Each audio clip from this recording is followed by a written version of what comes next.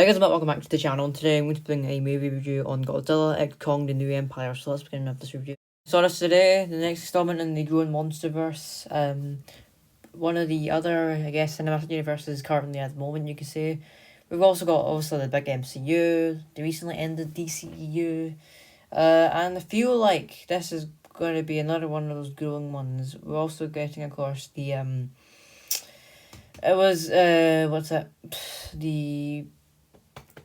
obviously the Conjuring universe as well. That was quite recent. But anyway, yeah. Point is, this is one of the current, I guess, cinematic universes that people like to call. So, yeah. Anyway, yeah. Very intrigued to see how this would follow up and continue. Godzilla v Kong, because that was quite a good ending to end, like, Godzilla and Kong part their ways after like fighting Godzilla. But no, it's really good. Really good. It carries that story on, and plot basically revolves around what Godzilla and Kong are getting up to until the stress signal reunites them again, and basically gets back together to team up once again and fight an ancient foe.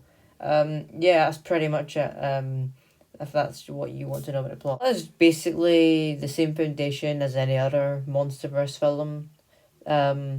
The main protagonist monsters are all going well and going are like basically doing their own thing until this big ancient or like powerful evil force comes out of nowhere, and they have to kind of fight it to stop them from doing what their evil intentions are. Basically, it's the same thing. So the plot is pretty predictable here. So yeah, anyway, yeah, the plot is fine. I have got no issues really with the plot whatsoever. At least that I can't think of right now. There's a subplot as well with the I'm gonna pronounce this pretty wrong. The Iwi people, the tribe that the deaf girl belongs to, the one that we thought was extinct, but it turns out there's a bunch of them living, just chilling down in the Hollow Earth, which is quite funny. But yeah. The cast is pretty good as well. Like, you get the a lot of returning ones from the previous film. There's Rebecca Hall, Brian Tyree Henry, who's really funny. I really like him actually, and Kaylee Hilton, of course. But we don't get like people like Alexander Skarsgård and Millie Bobby Brown back because of unknown reasons. But yeah, it's nice to see a bunch of cast members back. There's also some new cast members. There's this guy. I don't know the actor's name because I didn't be bothered to look him up, but I don't know the character's name at the same time. He drives the spaceship. He's got long hair, blonde, takes it to Viet Cong. He's quite funny. I liked him. And there's a Scottish guy. I like to think he's Scottish, because if he was, then it's nice to see a fellow Scot on the big screen. Because I am Scottish and from Scotland. Yeah. Basically, that's pretty much it for the characters. New Titans, there's a few new ones. There's like this crab one. There's this yeah, the crab one's that one that Godzilla fights in Rome for like 5 seconds in the opening, and there's this purple serpent water beast thing that Godzilla harnesses its radioactive stuff from in the Arctic Ocean, which is why his back spikes are pink in this film. And of course, you got Mini Kong. Mini Kong is great, very cute. And people sometimes call him Son of Kong. Yeah. And there's also Shimo, or Shimo, I don't know. I think it's Shimo. I say it's Shimo anyway. Who I like to dub and call White Godzilla, don't ask. Because he literally looks like the same species. I think they are the same species, if I'm not mistaken, as Godzilla. But only smaller. And also Mothra's back. After 5 years since she was last seen, of course, in the big screen and King of the Monsters. Which is good to see, because it's been 2 movies since we last saw her. It's nice to see her. No Rodan or Ghidorah because he's dead, you know. But anyway, yeah, nice to see Mothra because she's a kind of classic kaiju monster character. For the visuals for this film, they are pretty impressive. The CGI isn't too bad for this film, unlike previous movies in the Monsterverse where some CGI kind of did look a bit off at some points. And especially comparing to the recent MCU movie CGI, which has just been atrocious and horrible and disgusting. This CGI wasn't actually too bad at all.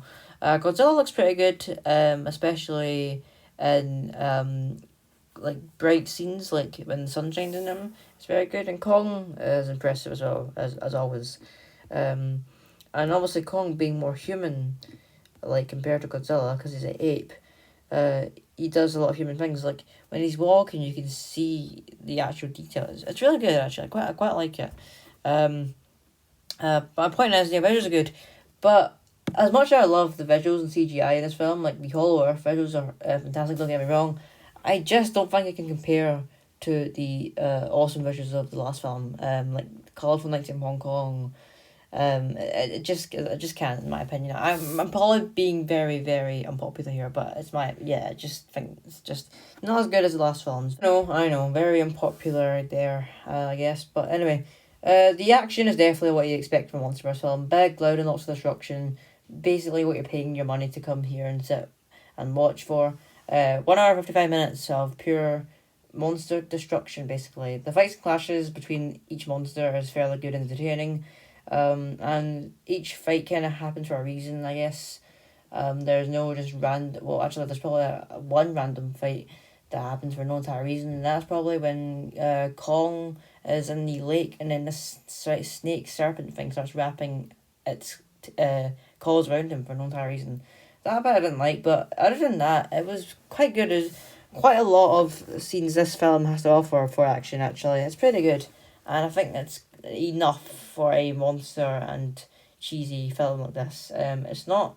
It feels like sometimes it's giving too much, but at the same time, it doesn't feel like it's not that much because yeah, it's a monster flick. What do you expect?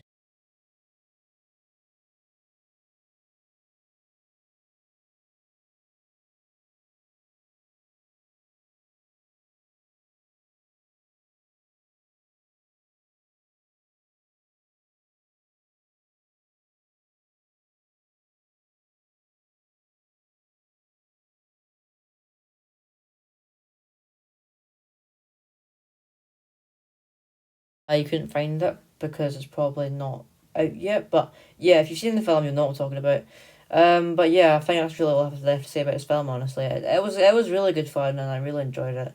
It's probably one of the most fun movies of this year so far that I've seen, and overall, I really did quite enjoy Godzilla X Kong: The New Empire.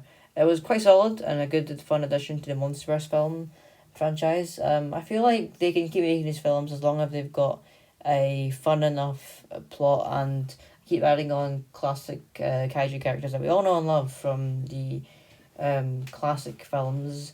That'd be good. That's what really the fans want at this point. It's all for the fan service, the Monsters films at this point. And that includes me. So yeah, these films are solely for entertainment and fun, and that's what they'll continue to be in the future. So in the end, I give my final rating for Godzilla X Kong the final. It's not the final. The New Empire. What am I on about?